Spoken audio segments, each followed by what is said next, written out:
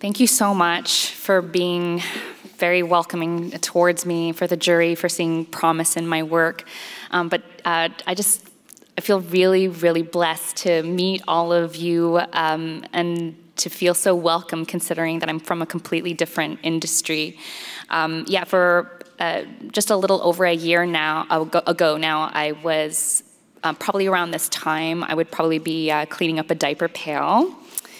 And the joy that I have for not being asked to wipe your noses or to ask if you need to go pee makes me very happy. So it's Pride right now. I wish you all, especially all the LGBTQ2S people here in the room, I wish you all happy gay time. And right now, so my mother passed away in November, and she was a pretty hardcore Christian, did not accept me for who I am, but this is the best Pride ever, because I have a sense that in the ancestral plane that she exists in now, she is doing a lot of learning, just realizing that me and my partner are just two parents trying to parent a very surly teenager. So wherever she is now, I wish her a happy Pride. Okay, so this is because of that, and in celebration of Pride, I'm going to be reading from the point of Bing, who is somebody that I wanted to author into being, who is a fat, feminine Filipino boy who is loved by his mother. Before the end of school year, a school year in which he has been bullied quite a bit for being feminine, he decides to gay it up at the school concert. Is this too much, Ma? I asked, holding up the Whitney Houston cassette tape.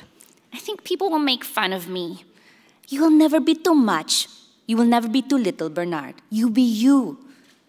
My heart fluttered hearing her say that. Really? I sat cross-legged amongst the other cassette tapes, all possible song choices for the school talent show. None of the songs were newer than 1995. They were all Mom's tapes from her days growing up in Cavite back in the Philippines. What about Michael Jackson? Everybody does Michael Jackson. Ma continued sewing pink sequins on my halter top. She positioned her ivory bracelets higher on her forearms so they wouldn't clink. Frank Sinatra? You are performing for children, not the old folks' home. We giggled. And why not Whitney Houston? Why are you doubting yourself? Because Whitney's a girl. So?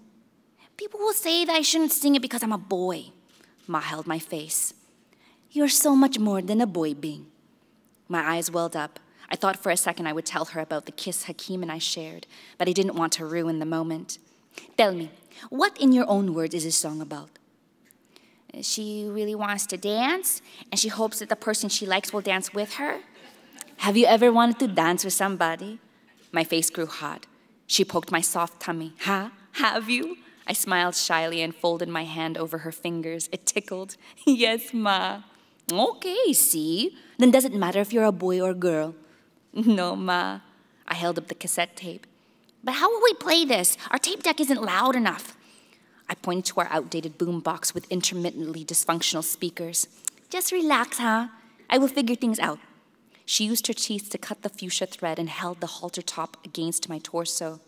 Looking good. Okay, try it on and we can test the tuxedo. The night of the performance, Mom massaged my earlobes like she always did when I was nervous, but something was different. Where are your bracelets? What bracelets? I looked at the new karaoke machine at her feet. I looked at her empty wrists. Where did this come from? Listen, you need to relax. Tita May is out there, the whole gang is out there. Just have fun. We will be cheering for you. Between knowing my mother sold her bracelets for me and the possibility I'd be beaten up for a girl, I'd worried that I made a mistake. Maybe Ma could still trade out the Whitney Houston cassette for the Frank Sinatra one. Maybe I could improvise my choreography. Maybe the audience would sing loudly enough that they wouldn't notice that I didn't know the lyrics. But then the curtain slid open. I could feel the heat of the lights on my scalp. I switched the microphone on. Showtime. The music started. With my back still to the audience, I did chest isolations to the beat of the syncopated rhythm. It was like my ribs broke through something like a wall, something like a crash of waves. My right hip joined in the isolations, up and down with the sound of the synth. And just as I began singing into the microphone, I expanded my chest and pivoted around to face the audience. There was no turning back now. Sweat dribbled down the end of my nose. I could hear from the speakers the sound of my feminine voice, my truth. I could see confusion. The audience was wondering if I was lip-syncing or singing, but my fancy trills confirmed everything. This was all me. Nax naman! I heard Ma scream from the audience. I pumped my shoulders left and right. I pointed at stunned audience members. Ma instructed me to walk along the lip of the stage with my hand extended to give high fives to my adoring fans. But there were none, just bewildered school band members. My voice cracked slightly at the thought of possible failure. Then the familiar chorus started. I gestured for everyone to clap along, and they did. In waves, the adults got up from their seats and clapped too. I grabbed the lapels of my tuxedo jacket, held my breath, and tugged hard. I threw it into the audience at Hakeem, who twirled it like a prize he just won. Everyone was standing and clapping to the beat. It was time to take things down a notch with the bridge. I dropped to both my knees, singing into the microphone as I wanted to sing into Hakeem's ear.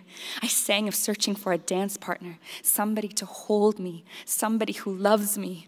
The audience leaned in, wondering what was to happen next. Just as the chorus began, I jumped to my feet, ripped off my button-up shirt, and revealed my pink sequin halter top. Everyone cheered. Under the auditorium lights, I felt the sweat on my bare arms both cooling and accumulating. Riding the wave of a sustained note, I felt my insides like a light beaming from my throat and through every finger. Truth, truth. It felt like confetti. It felt like running. It felt like screaming truth. Me, my truth. I ended with my fist in the air, my eyes closed. I could hear everyone on their feet cheering for me. I could also hear my own breathing, deep, like I was touching something way up high. The lights shone on my face. It felt so good to be me. Thank you. Happy Pride.